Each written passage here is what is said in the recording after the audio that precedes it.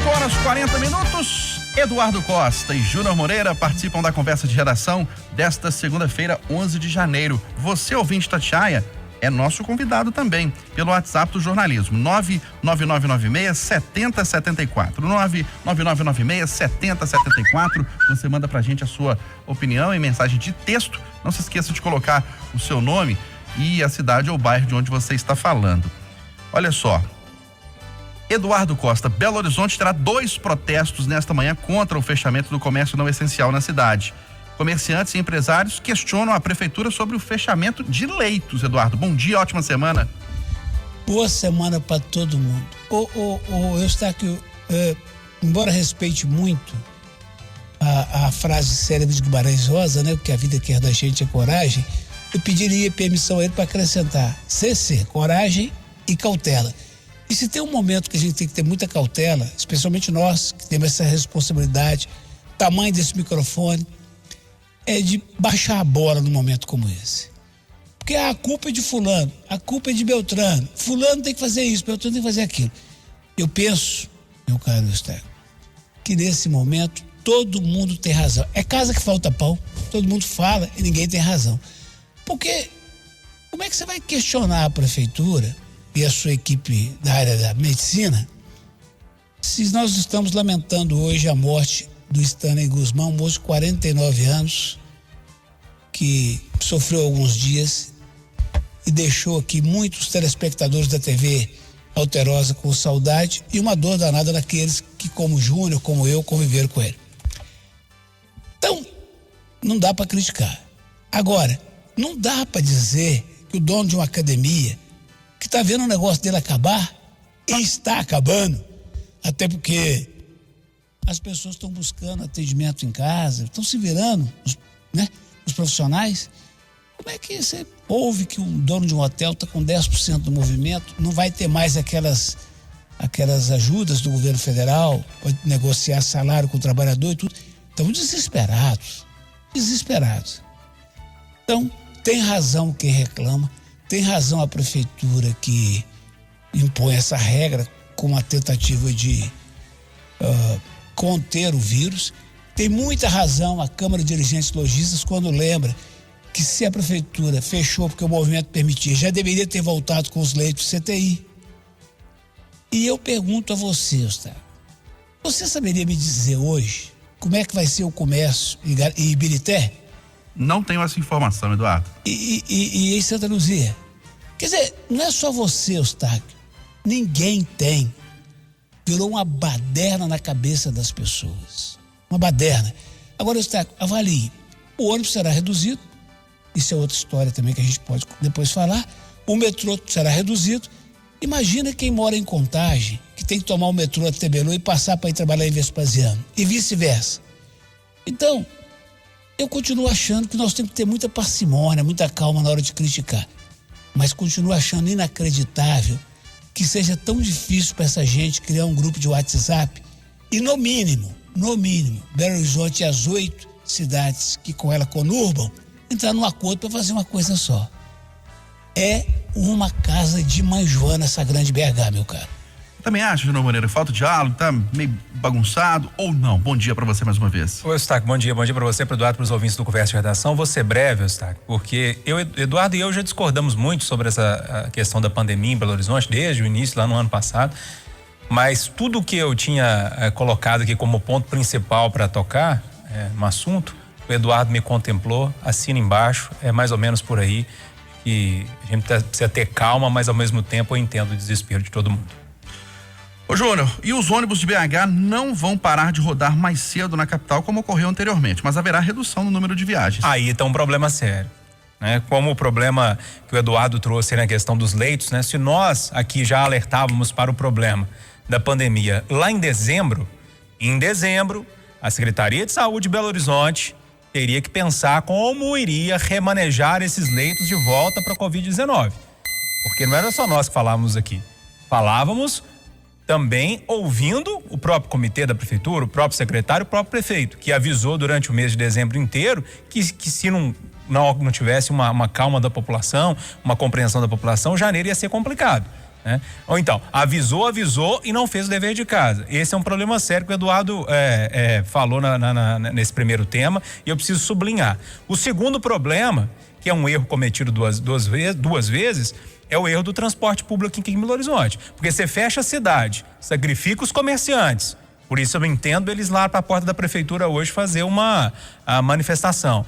Agora, você permite de uma forma muito tranquila que as empresas de ônibus simplesmente emitiram uma nota dizendo que a partir de hoje as viagens seriam reduzidas. Não! Agora é o momento de manter o mesmo número de viagens para que não tenhamos aglomerações dentro do ônibus.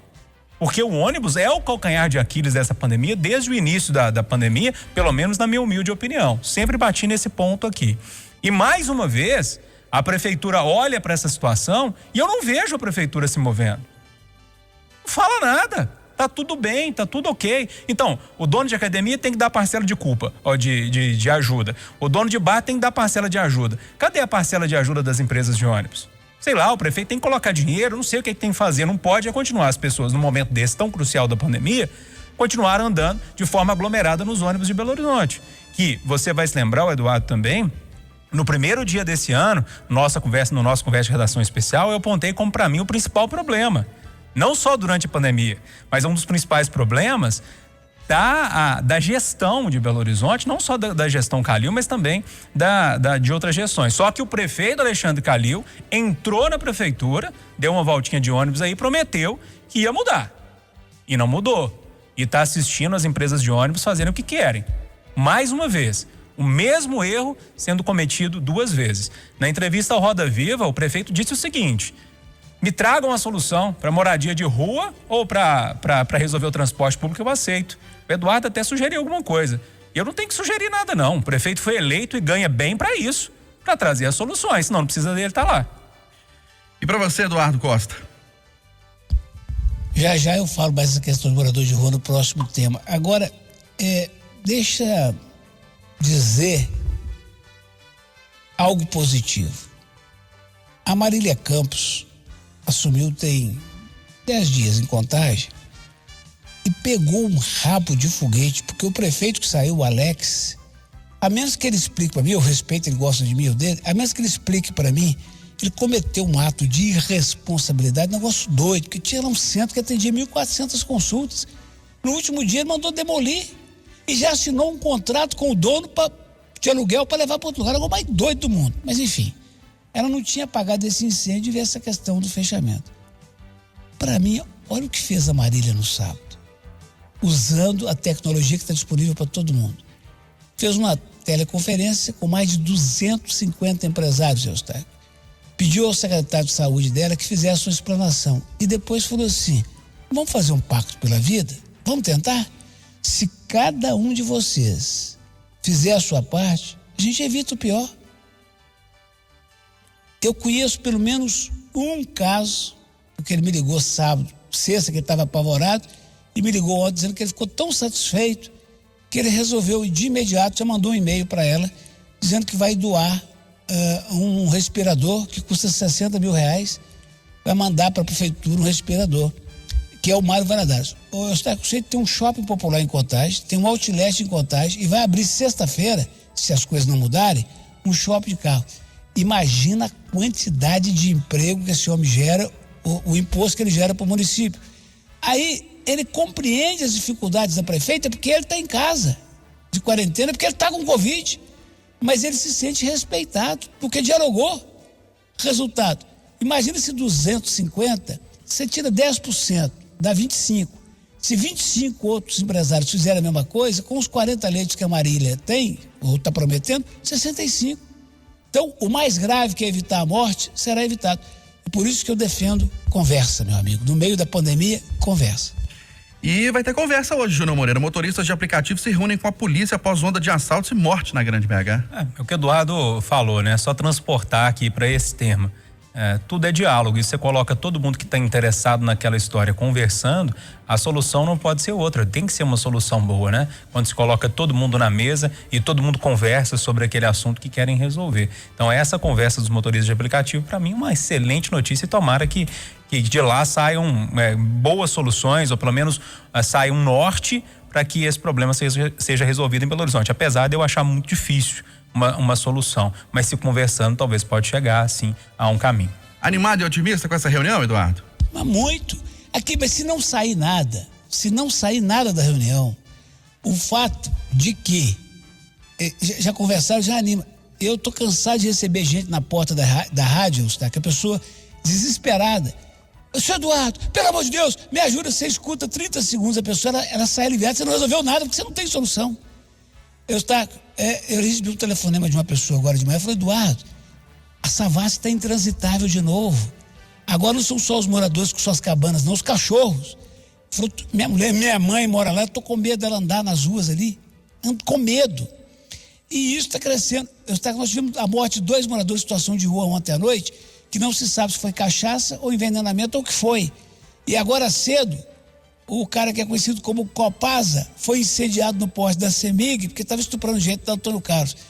A coisa está fugindo do controle, amigo. A gente está focando muito nos prefeitos, mas vamos acordar o governador, vamos acordar os deputados, o presidente.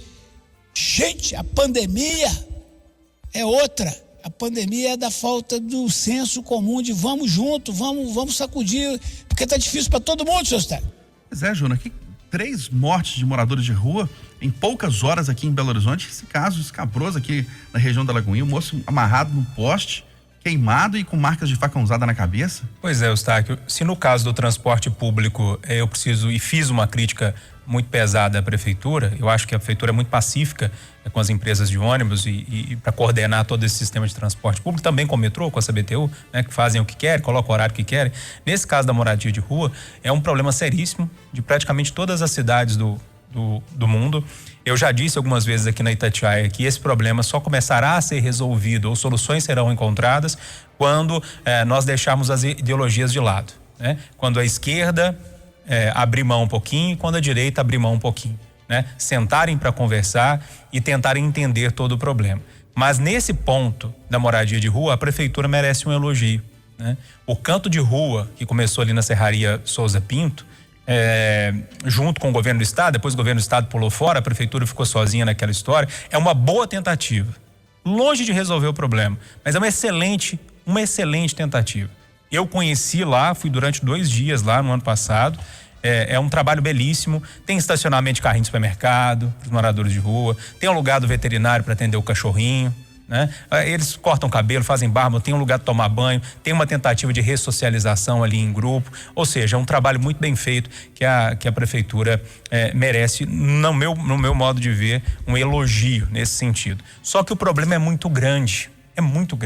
Então, o que foi feito ainda é muito pouco para resolver o problema. Agora, tirando a moradia de rua, tem um problema que vem acoplado, que é a segurança pública e a violência, né? Muitas pessoas ou muitos bandidos ficam ali no meio para tentar vender droga, um estuprador como esse se confirmar, né? Fica ali próximo e se mistura ao meio dessas pessoas, que existem pessoas boas ali, eu conversei com algumas inclusive, são pessoas que por um motivo ou outro foram parar ali, talvez por uso de droga, pelo vício, talvez por uma briga familiar, talvez por um problema mental, enfim, esse problema dos moradores em situação de rua traz junto um problema de segurança pública que é muito sério, que a gente precisa discutir também. Ou seja, é um problema dificílimo, como é o problema do transporte público, mas nesse caso, apesar de ser um movimento muito pequeno, que resolve muito pouco, a prefeitura, no meu modo de ver, merece um elogio. Ostaco, Pois não? conhece aquela frase célebre, ditado ou provérbio? Tá preso, tá certo, mas vai preso assim mesmo? Sim. Final da madrugada agora, um cara de 21 anos foi preso ali no viaduto Barreira, aquele viaduto do Olito Meirelles, em frente a Manes. Ele pichou o viaduto, a lateral interna do viaduto todinha durante a madrugada. E ele estava tão animado que a polícia foi acionada por um motorista que passou, chegou lá com os faróis ligados, ele correu. A polícia deu uma volta, voltou meia hora depois de farol apagado, ele ainda estava lá pichando, ele pichou o paredão todo. Sabe o que ele estava escrevendo? O quê? cadê o metrô do Barreiro?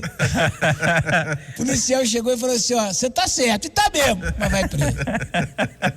Nossa, não tinha ditado melhor pra esse caso. Né? Realmente, tá errado, mas tá certo. Olha, 2 deputados mineiros entram no páreo pela presidência da Câmara Federal, numa disputa que parecia polarizada entre o candidato apoiado pelo governo, Arthur Lira, e o candidato atual presidente da casa, Rodrigo Maia, Baleia Rossi. Entraram na disputa agora, Júnior, o André Janones e o Fábio Ramalho aqui de Minas. Eustáquio, na política pode dar tudo, né? As coisas podem acontecer, os deputados irem por outro lado, inclusive as traições. Eu disse aqui no Conversa de Redação há alguns dias que essa eleição lá na Câmara me cheira traição, né? Nos bastidores, assim. Agora, o Janones e o Capitão Augusto, eu acho que correm muito por fora, né? Muito por fora. Um que talvez poderia ter esse movimento que eu tô te falando, um movimento ali que a gente não sabe o que pode acontecer até lá no dia da eleição, é o Fabinho, porque ele é muito boa praça lá em Brasília.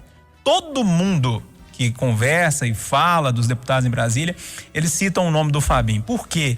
Ele gosta de receber, né, com uma boa comida mineira os deputados. Muitas coisas que foram decididas no governo Temer foram decididas lá na casa dele, né, com um torresmo do lado, uma boa cachaça, uma feijoada. Ou seja, ele tem uma boa entrada entre os deputados.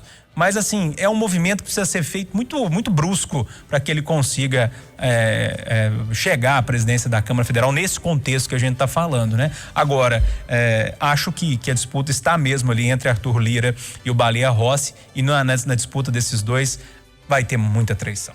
Eduardo, chance para os mineiros? Eustáquio, 20, 30 anos atrás, o Congresso estava reunido para eleger o novo presidente da Câmara. Do nada apareceu um tal de Severino lá, uma figura inacreditável.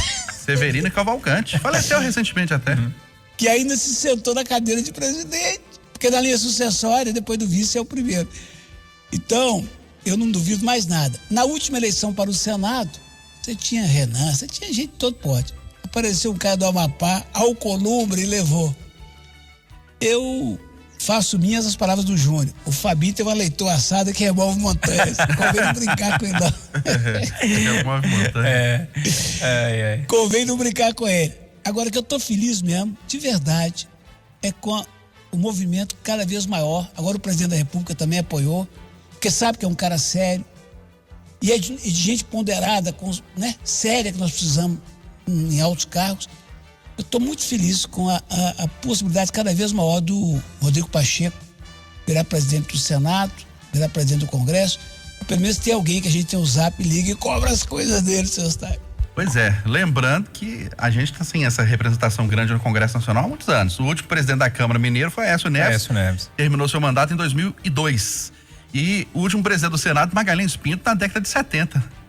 E se for pra tocar a história do jeito que o Aécio tocou, é melhor você. É verdade. Ô, gente, aqui, animado com vacina, Júnior Moreira? O Butantan ainda precisa entregar os documentos, mas parece que isso é praxe e tal. Não tem... A gente, como tá muito em cima desse assunto, acaba falando assim, puxa vida, tá com problema no Butantan. Não, mas parece que são questões mais burocráticas. É protocolo. Assim, protocolo. É protocolo. O Butantan falou que vai entregar a documentação hoje, Eustáquio, então não vejo muito problema. É bom lembrar que o prazo para, né? Em 8 dias aí para entregar a vacina de Oxford, já que o processo seguiu. No caso do Butantan, o tempo para porque pediu novos documentos. Mas, de qualquer forma, eu acredito que não é possível, né? Tenho que acreditar que o Butantan tem esses documentos e entregue ainda hoje para a Anvisa, para o processo começar a rodar a partir de amanhã. A gente vai ter vacina esse mês, se Deus quiser. Pois é, Dó, tá virando realidade. É quase que inacreditável termos vacina ainda este mês no Brasil. Deus é pai. Quando tô em contato com gente, tô de máscara. Quando tô lá em casa, respiro. E ontem eu vi um exame, eu vi um resultado de uma pesquisa, de um trabalho feito no Japão, seu Eustáquio.